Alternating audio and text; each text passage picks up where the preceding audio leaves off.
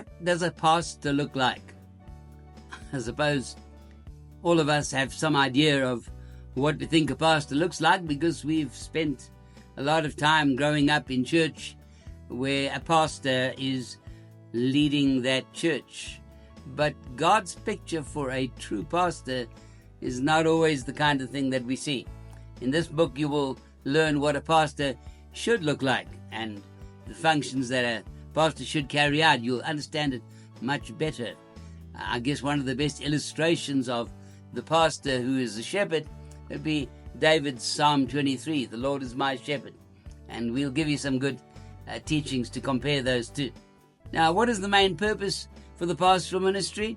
Ultimately, all ministries have the main purpose for building three essential characteristics into God's people: faith and hope and love.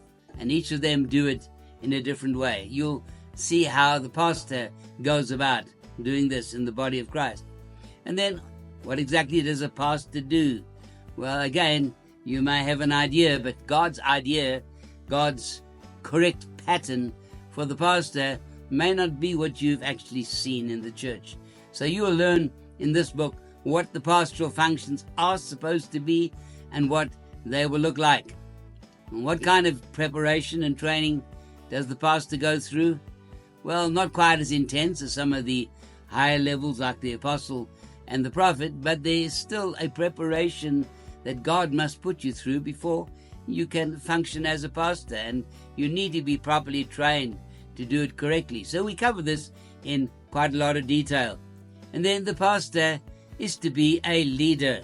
Leadership is not something that comes naturally to anybody, really. Although we have natural leadership strengths, it's not the same thing. God's kind of leader has characteristics that go beyond normal temperamental strengths. And so you'll see exactly what pastoral leadership involves and what it means to be God's kind of shepherd.